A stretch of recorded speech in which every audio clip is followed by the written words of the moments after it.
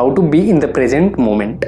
सभी लोग ये बोलते हैं कि हमें प्रेजेंट मोमेंट में रहना चाहिए और हमें रहना चाहिए, बट हम प्रेजेंट मोमेंट में रहें कैसे और हमें कैसे समझ में आएगा कि हम पूरी तरीके से प्रेजेंट मोमेंट में जी रहे हैं। तो पहली बात तो ये समझते हैं कि प्रेजेंट मोमेंट में होने का मतलब क्या होता है। प्रेजेंट मोमेंट में होने का मतलब होता है कि फिजिकली और मेंटली पूरी तरह से इस मोमेंट में होना। फिजिकली तो हम इस मोमेंट में होते हैं, बट मेंटली हम कहीं और होते हैं।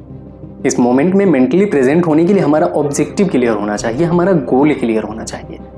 जब हमारा ऑब्जेक्टिव क्लियर होता है तो उससे हमें ये क्लैरिटी मिलती है कि इस मोमेंट में सबसे ज़्यादा क्या काम करना ज़रूरी है, और उस काम को हम पूरे इन्वॉल्वमेंट के साथ कर रहे हैं और इतना इन्वॉल्व हो गए हैं उस काम में कि हमें टाइम का सेंस ही नहीं होता है।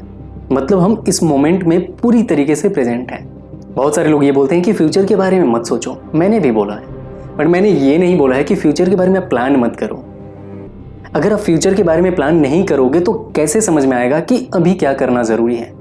मुझे लगता है कि बिना फ्यूचर के बारे में प्लान किए आप प्रेजेंट मोमेंट में प्रेजेंट हो ही नहीं सकते हो, क्योंकि दिमाग में क्लैरिटी नहीं होगी ना। और जब तक दिमाग में क्लैरिटी नहीं होगी कि अभी क्या करना ज़रूरी है, तब आप कैसे करोगे।